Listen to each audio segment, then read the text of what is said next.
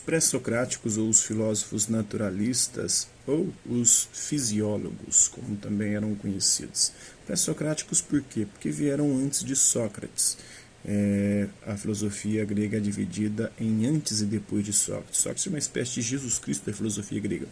Então, aqueles que vieram antes dele, não necessariamente cronologicamente, mas aqueles que pensaram a partir de elementos da natureza. Por isso, naturalistas, porque eles buscavam na natureza o princípio e a origem de todas as coisas. E fisiólogos, porque logia, logos, em grego quer dizer estudo, e físio, ou physis, em grego quer dizer natureza. Então, aqueles que estudavam a natureza, que buscavam na natureza o princípio e a origem de todas as coisas. Então, a grande preocupação deles era com isso, né? Qual que é o princípio de todas as coisas, qual que é a arqué, e como desse princípio, dessa arqué, que é o princípio origem de todas as coisas, derivam todas as outras coisas. Tem os monistas que vão dizer que existe um só princípio, um princípio que se encontra ou se deduz da natureza e dele deriva todas as coisas. Para o Tales, esse princípio é a água. A água é o princípio origem de tudo, porque ele tinha percebido que a água era um elemento fundamental para os seres vivos e especial. Sem a água não há vida, e era um elemento também mais abundante na natureza. O Anaximandro vai discordar do Tales, vai dizer que o elemento primordial, o arqué, não pode ser algo determinado, tem que ser algo indeterminado, que ele denominou de áperon. E como é que do áperon se derivava todas as coisas? Por separação dos contrários, por uma espécie de injustiça. Então, somente algo ilimitado e infinito poderia dar origem à infinidade de coisas que existe. Nós temos o Anaxímenes. O Anaxímenes vai dizer que o princípio origem de todas as coisas é o ar. E o ar tem a característica do Anaximandro. Então, o ar não é finito como a água. O ar é infinito. E por meio da condensação e da rarefação, surgem todas as coisas. Então, o ar também, que é um elemento fundamental para os seres vivos, é para o Anaxímenes o princípio origem de tudo. O Heráclito vai discordar, e essa vai ser uma característica constante na história da filosofia, que vai ser que raramente um filósofo concordará com o outro. Nós temos o Heráclito vai dizer que o princípio origem de todas as coisas é o fogo, logos, natureza. O fogo é uma razão da natureza, o princípio de todas as coisas. Então, o calor, o fogo que move, que dá origem a todas as coisas. Ao mesmo tempo, ele consome todas as coisas. É o símbolo do devir, da mudança constante, porque por Heráclito tudo muda. Nada permanece o mesmo. Tudo está em constante transformação. É impossível entrar duas vezes dentro do mesmo rio. Na segunda tentativa de entrar no mesmo rio, nem você, nem o rio serão mais os mesmos, porque tudo está em constante mudança. Para o Heráclito, é o símbolo do devir de todas as coisas, da razão, do logos, da harmonia que governa os seus movimentos. Então, há uma unidade dos contrários. Os contrários, eles se completam. Os contrários se atraem, se distraem, se dispersam e se completam também. É um movimento constante ali dos contrários, posição nos particulares segundo a harmonia no todo. Então, aparentemente os contrários são opostos e inconciliáveis, mas para o Heráclito eles formam uma harmonia no todo quando juntos, e um complementa o outro. Os pitagóricos vão dizer que é o número, o princípio de todas as coisas, e os elementos do número, o limite, o ilimitado, por perceberem que tudo na natureza precisava de alguma maneira de forma, de limite, e também de alguma maneira funcionava numa ordem matemática, como a música, o próprio universo tem a sua forma matemática ali de proceder. O ano tem sempre a mesma quantidade de dias, estações também do ano.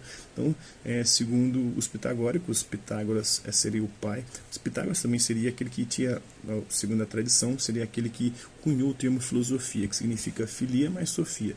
Filia vem do grego, significa amizade, e sofia significa sabedoria. Então, o filósofo é um amigo do saber, é um amante da sabedoria. Então, segundo os pitagóricos e o Pitágoras, há relações harmônico-matemáticas no todo e nas partes, em todo o universo, e também em nós mesmos, seres humanos. Então, o número, as formas matemáticas e geométricas que compõem e que dão, que originaram todas as coisas, e que de alguma maneira também mantém a ordem do universo, o universo ordenado e funcionando de forma matemática. E depois, até hoje, a ciência costuma compreender e perceber esses caracteres matemáticos do universo. Nós temos os Xenófons vai dizer que a Terra é o princípio de todas as coisas, lembrando aí até a Bíblia, do pó viestes ao pó retornarás, ou o ser humano teria sido feito do barro, mas o Xenófons vai dizer que a Terra só no nosso mundo, a Terra não é a origem de tudo o universo, então é arquê só do nosso planeta. Nós temos, então aqui nós vimos os monistas, para eles só havia um princípio. Então, Tales a água, Anaximandro o ar, Pirão, Anaxímenes é o ar infinito, Heráclito é o fogo, os pitagóricos o número e os xenófos é a terra. Agora nós temos eleatas, que não são nem monistas nem pluralistas, mas poderiam ser enquadrados aí como monistas, talvez, porque para eles o princípio é o ser, o Parmênides, o Zenão e o Melisso. Para eles o ser é o princípio e fora do princípio nada existe, ou seja, o ser é e o não ser não é, ou seja, o ser existe e o não ser não existe, o não ser é nada e o nada não pode sequer ser pensado. Tente pensar em nada, tentando pensar em nada você já está pensando em alguma coisa. A própria palavra nada não pode designar aquilo que ela quer dizer, porque a palavra nada já é alguma coisa, então ela não é nada, porque o nada não existe, o nada é impossível. A rigor não existe nenhum princípio, nenhum principiado, é um acosmismo, que significa o quê? Que não há uma origem para o cosmos, para o universo. O ser é a origem, mas ele sempre existiu, na verdade. Então, enquanto o devir testemunhado pelos sentidos também não existe, é uma ilusão dos nossos sentidos, a mudança, o movimento de Kifarelak, por exemplo, para os eleatas, para Parmênides em especial, é só uma ilusão. O Zenão vai levar isso a aporias, a problemas, a paradoxos, e a exemplos absurdos, de como o Aquiles jamais poderia alcançar a tartaruga, a flecha lançada jamais poderia alcançar o alvo, porque sempre tem que fazer a metade do trajeto. Entre 0 e 1, por exemplo, um lugar e outro, existe uma infinidade de pontos. Entre o 0 e 1 também existe uma infinidade de números, então não dá para chegar nunca. Tem os pluralistas, segundo eles há muitos princípios semelhantes ao ser eleático. Começamos os pluralistas com Empédocles. Para ele o princípio origem de todas as coisas são os 4 elementos, que é o ar, a água, a terra e o fogo. E como é que eles geram todas as coisas e destroem todas as coisas? Por efeito do amor, eles se unem e geram as coisas, e por efeito do ódio eles se separam e dissolvem as coisas. Nós temos o Anaxágoras, que vai dizer que são as raízes ou as homeomerias, por efeito de movimento impresso pelo nous, que é uma inteligência que rege o universo, seria como se fossem as raízes ou sementes, o sêmen, as homeomerias seriam o sêmen de toda a realidade. Então, qual que é o princípio origem de todas as coisas? O sêmen, uma semente, uma raiz, as homeomerias. Essas raízes, elas são movidas por uma inteligência do universo, e essa inteligência faz com que essas raízes, essas sementes, elas procriem e gerem todas as coisas, mas ao mesmo tempo morram por conta da atuação do nous, que é a inteligência. Temos o Leucipo e o Demócrito, que são atomistas. Para eles o princípio origem de todas as coisas são os átomos, ou seja, uma partícula invisível e indivisível, como é que deles derivam todas as coisas. Tudo que existe é composto de átomos. Então, os átomos são arqué, o princípio de todas as coisas.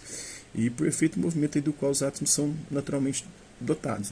Eles têm naturalmente a dotação de se unirem e gerarem as coisas, e se separarem também e desintegrarem as coisas, mas permanecerem e sempre dando origem a outras coisas. Esses átomos permanecem aí, por exemplo, os átomos que em algum momento da sua história ou da minha, algum átomo que esteve no corpo de Jesus passou pelo nosso corpo, porque os átomos não se desintegram, são partículas invisíveis, e indivisíveis, que não se dividem e que compõem tudo que existe no universo.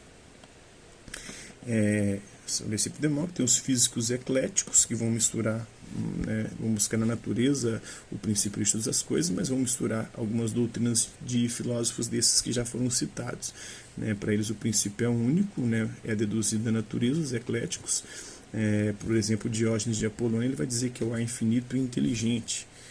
Então existe um ar infinito, ele mescla aqui o Anaxímenes com a inteligência e o nous do Anaxágoras. Então o ar infinito, que é regido por uma inteligência e por causas finais, existe uma finalidade. Essa inteligência programa esse ar infinito para que tudo funcione e gere todas as coisas com uma finalidade.